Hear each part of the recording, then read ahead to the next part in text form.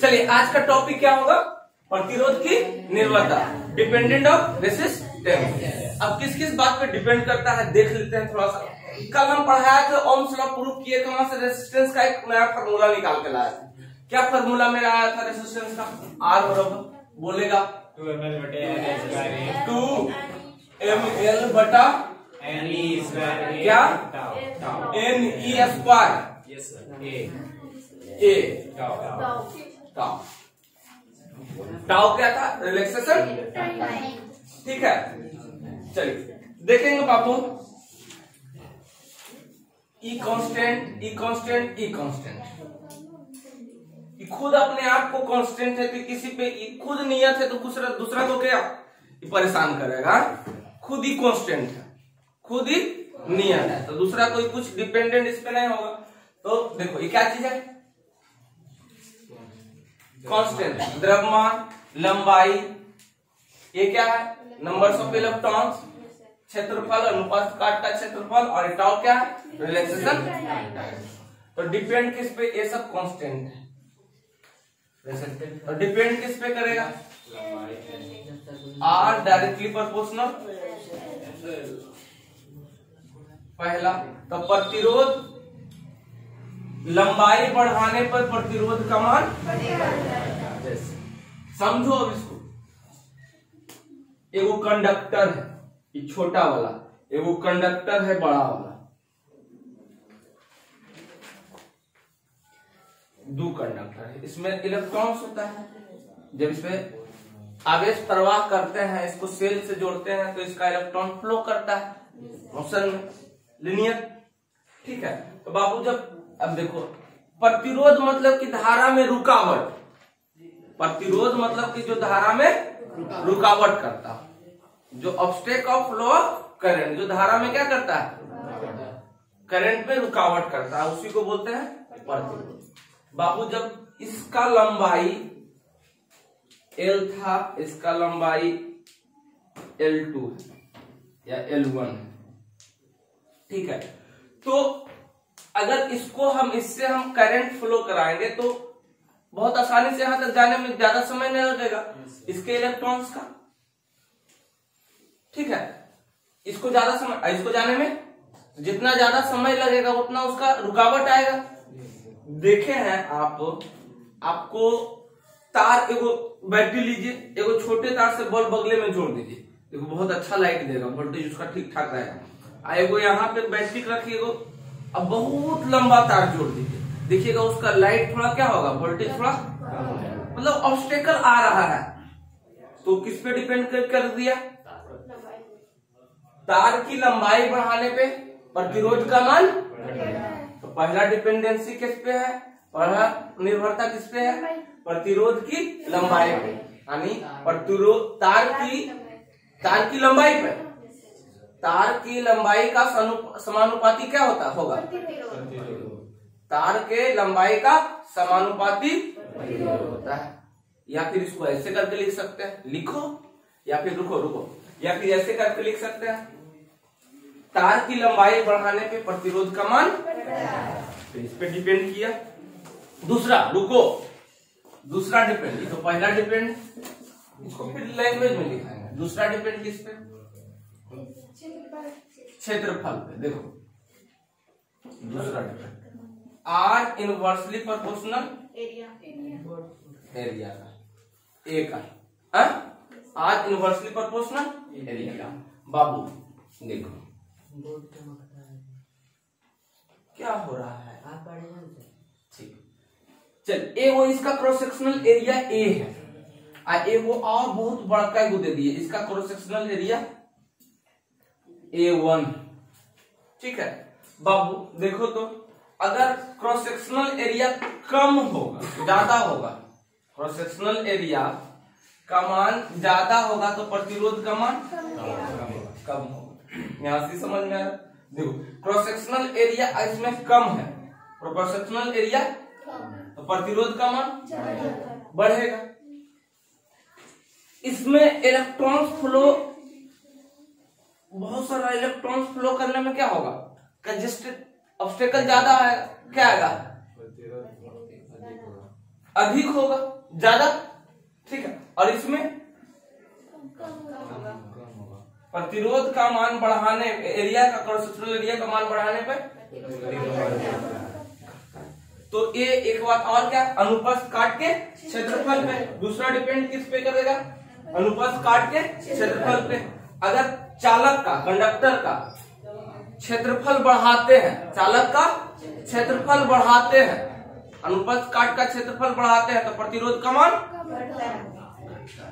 तो दूसरा डिपेंडेंसी किस पे हो गया, अनुप्रस्थ काट की, ठीक है, अनुप्रस्थ काट की क्षेत्रफल पे। अब तीसरा डिपेंडेंसी किस पे कर रहा है, टाउ पे। तो टाउ पे डायरेक्ट डिपेंडेंसी नहीं होता है, ठीक है, टाउ पे डायरेक्ट डिपेंडेंसी।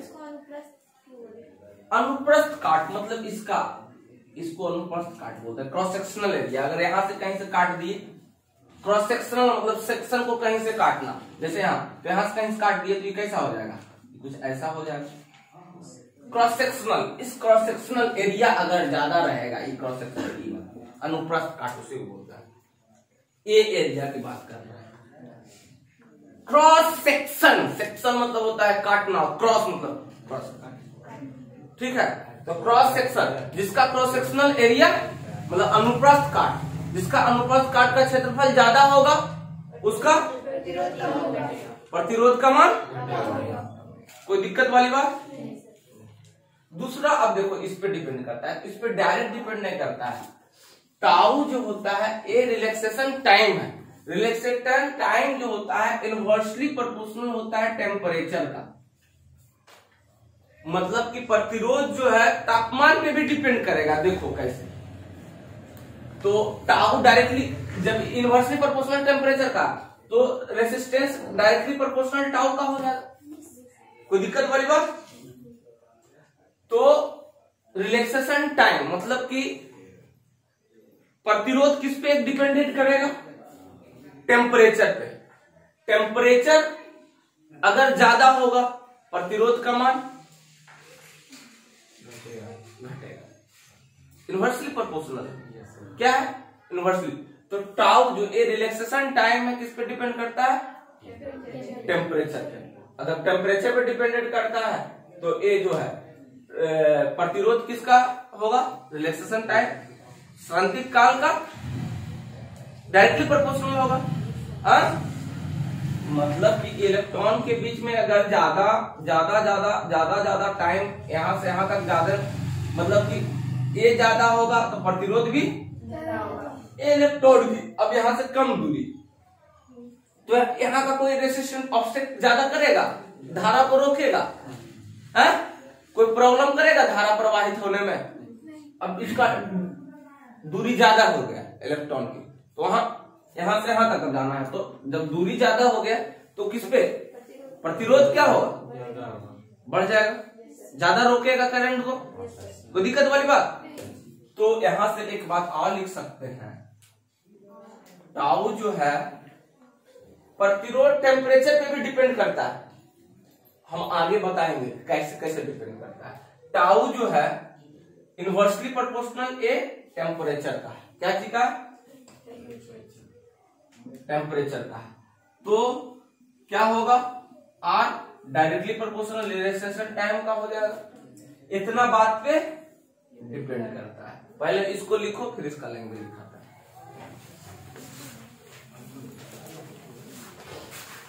लिखो इसको हुआ। अब हम पढ़ेंगे क्या चीज, विशिष्ट प्रतिरोध या उसी को फिर बोलते हैं प्रतिरोधकता। बहुत इंपॉर्टेंट है, छोटा क्वेश्चन में आता है, छोटा क्वेश्चन में आते रहता है, ठीक है। उसी को इंग्लिश में बोलते हैं रेसिस्टिविटी या फिर स्पेसिफिक रेसिस्टेंस। विशिष्ट प्रतिरोध स्पेसिफिक रेसिस्टेंस बोलता है, ठीक है। चलो अब समझते हैं प्रतिरोधकता को। पहले इसका देखो फॉर्मूला देख लेते हैं। ये जो है आर है, दो पे डिपेंड पहले करता है। कैसे, आर डायरेक्टली प्रोपोर्शनल टू लंबाई पे, मेनली रूप से किसी अनुप्रस्थ काट का क्षेत्रफल ए है, उसकी लंबाई L है, तो इसमें जो लगने वाला प्रतिरोध मतलब कि जो विरोध, धारा में जो विरोध उत्पन्न करता है वो किस बात पे डिपेंड करेगा? इनडायरेक्टली रूप से टेम्परेचर पे भी डिपेंड करता है। पहले लंबाई लिखो ना। तो वो हाँ, इस पे डिपेंड करेगा। हाँ, इस पे डिपेंड करेगा। देखो बाबू, कोई चालक है, कंडक्टर है, अब इसका अनुप्रस्थ काट का क्षेत्रफल a है, उसकी लंबाई a है, तो इसमें प्रतिरोध जो है, जो धारा में विरोध करेगा, किस किस बात पे? लंबाई या क्षेत्रफल पे डिपेंड डायरेक्टली रूप से करेगा। इनडायरेक्टली रूप से टेम्परेचर पे भी डिपेंड करता है। देखो कैसे कैसे जनरल कंडीशन में बॉल पंखा ये सब चल रहा है तो वहां पे तार में समान कुछ प्रॉब्लम नहीं होता है। अब पंखा जहां पे अब बोर्ड में तुम डायरेक्टली लगा दो हीटर वाला तार, अब देखो गर्म होगा, जब गर्म होगा तो देखो आसपास का वोल्टेज क्या होगा? कमने लगता है। तो इनडायरेक्टली रूप से किस पे डिपेंड किया? तापमान पे भी डिपेंड कर। तापमान बढ़ा तो उस वोल्टेज का मान क्या हुआ? रेजिस्टेंस का मान क्या होगा? घटने लगा। इनडायरेक्टली रूप से वोल्टेज घटने लगा, रेजिस्टेंस तो बढ़ने लगा, तो डायरेक्टली रूप से टेम्परेचर पे डिपेंड किया ना जी। इनडायरेक्टली रूप से उससे भी डिपेंड करता है, लेकिन यहाँ पे हम देखेंगे तो किस पे? प्रतिरोधकता जो है अब किस किस बात पे डिपेंड करता है? प्रतिरोध जो है किस पे? लंबाई पे और उपस्थ काट के क्षेत्रफल पे डिपेंड करता है। दूसरा बाबू, अनुप्रस्थ काट के क्षेत्रफल, यानी R इनवर्सली प्रोपोर्शनल होगा अनुप्रस्थ काट के क्षेत्रफल का। प्रतिरोध जो है अनुप्रस्थ काट का क्षेत्रफल के समानुपाती होता है, व्युत्क्रमानुपाती होता है, यानी एरिया ज्यादा रहेगा प्रतिरोध का मान घटेगा, एरिया कम रहेगा प्रतिरोध का मान बढ़ेगा। ठीक है, तो इसको हम एक फार्मूला के रूप में बना देते हैं। R directly proportional Ly। अब देखो इसको हटाते हैं, इसको हटाएंगे तो एगो आता है टर्म जिसको बोलते हैं रो, नहीं उसी को प्रतिरोधकता बोलते हैं। ठीक है, R एगो टर्म आता है क्या चीज? बराबर रो, इसको क्या बोलते हैं? RHO, रो। तो ये हो जाएगा Ly, और यही रो जो है इसी को बोलते हैं रेसिस्टिविटी, प्रतिरोधकता या विशिष्ट प्रतिरोध। अब देखो इसको निकालते हैं, एयर में होगा, देखा ना जाता है सर, आप थे बीच में। अच्छा हम थे बीच में क्या हो गया? देखो तो RA बराबर क्या होगा? इसको इधर कर दो, रो L बराबर RA। बाबू रे, तो रो बराबर क्या होगा? RA बटे L। पहले लिखे दो, छापे लगा। ये रो क्या है? रेसिस्टिविटी है, प्रतिरोधकता, यही है प्रतिरोधकता। अब इसका यूनिट देख लेते हैं। देखो ये ओम है, ये क्या होगा? इसका प्रतिरोधकता का ओम होगा, रेसिस्टेंस का ओम। इस तरह से लिखते हैं ऐसे, ओम आई हो गया मीटर स्क्वायर बटा मीटर।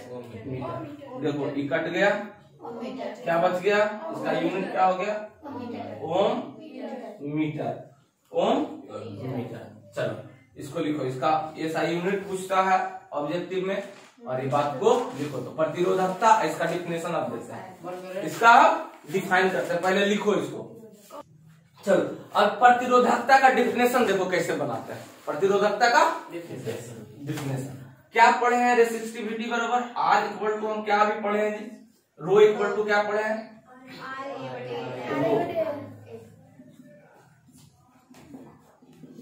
क्या पढ़े हैं? प्रतिरोधकता बराबर rho equal to R A बटा, ये अनुपात काट का क्रॉस सेक्शनल एरिया है, और ये लेंथ है, तार की लंबाई, तार का अनुप्रस्थ काट का क्षेत्रफल। अब यहाँ इफ, इफ लंबाई को 1 मीटर ले लें, लंबाई को 1 मीटर कर दे, क्षेत्रफल को 1 मीटर स्क्वायर कर दे, क्षेत्रफल को 1 मीटर स्क्वायर रखें, तो क्या बन जाएगा? रो इक्वल टू क्या हो जाएगा जी? रो इक्वल टू क्या हो जाएगा? आर के। अब इसी तरह से डिफिनेशन बना दो, फिजिक्स में तो ऐसी डिफिनेशन बनता है, बना दे। यदि क्या लिखेंगे? इकाई लंबाई 1 मीटर तथा अनुप्रस्थ काट का क्षेत्रफल 1 मीटर स्क्वायर हो तो 1 मीटर स्क्वायर वाले तार के लिए 1 मीटर स्क्वायर वाले तार के लिए प्रतिरोध को विशिष्ट प्रतिरोध कहते हैं। देखो अभी लिखे लगा, अभी समझाया है बढ़िया से कैसे डिफिनेशन बना। समझो, किसी चालक की लंबाई या फिर एकांक लंबाई वाले एकांक लंबाई तथा एकांक क्षेत्रफल वाले अनुप्रस्थ तार की लंबाई, एकांक लंबाई तथा अनुप्रस्थ काट का क्षेत्रफल, एकांक अनुप्रस्थ काट की क्षेत्रफल वाले तार की प्रतिरोध को क्या कहते हैं? प्रतिरोधकता कहते हैं। लिखा जाएगा, चलो लिखो। एकांक लंबाई 1 मीटर तथा एकांक अनुप्रस्थ काट का क्षेत्रफल 1 मीटर स्क्वायर वाले तार के प्रतिरोध को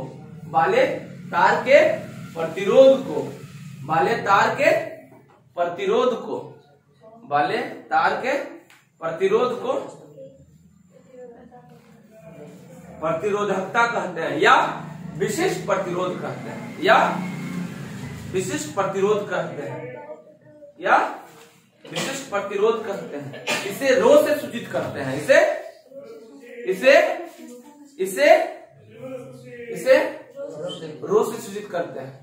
इसे रो से सूचित करते हैं, तो दिक्कत वाली बात नहीं है। रो लिखे लाएगा, रो। तो एक डिफिनेशन और बनाते हैं हम,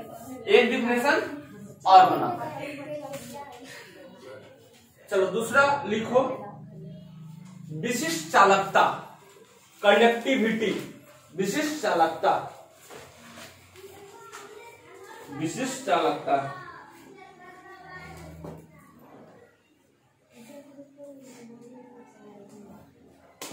कंडक्टिविटी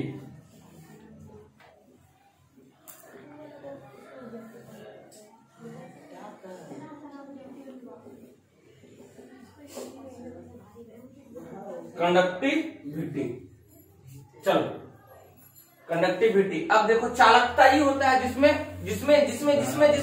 आवेश का प्रवाह होता है, उसको क्या कहता है? कंडक्टर बोलता है। अब विशिष्ट चालकता किसको बोलता है? देखो, विशिष्ट चालकता सिंपल डिफिनेशन है, इसको सिग्मा से डिनोट करते हैं। ऐसे सिग्मा जो होता है 1 रो के, यानी सिग्मा जो होता है किसका व्युत्क्रमानुपाती होता है? प्रतिरोधकता।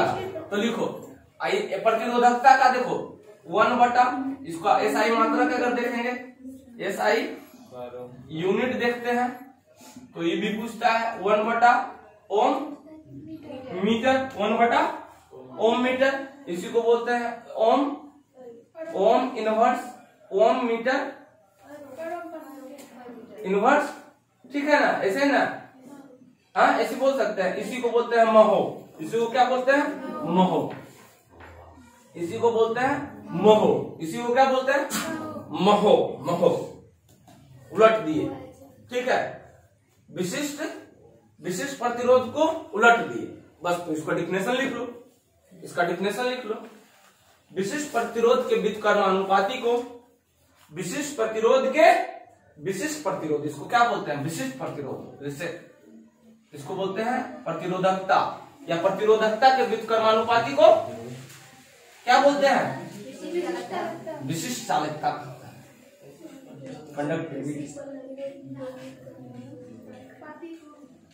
हाँ, यहाँ व्युत्क्रमानुपाती नहीं है जी, सिर्फ उलट दिया। तो क्या प्रतिरोधकता के व्युत्क्रमानुपाती को विशिष्ट चालकता कहते हैं। ठीक है, हाँ? इसका SI मात्रक पूछता है एग्जाम में महो, इसका SI मात्रक महो होता है। डिफिनेशन में कोई दिक्कत? चलो ठीक है बाबू रे, इसको शेयर कर देना, लाइक करना, सब लोग कमेंट करना कि कहाँ पे आपको दिक्कत हुआ है और सब जगह शेयर कर देना। ठीक है ना, फिजिक्स पूरा पढ़ा देंगे फ्री में।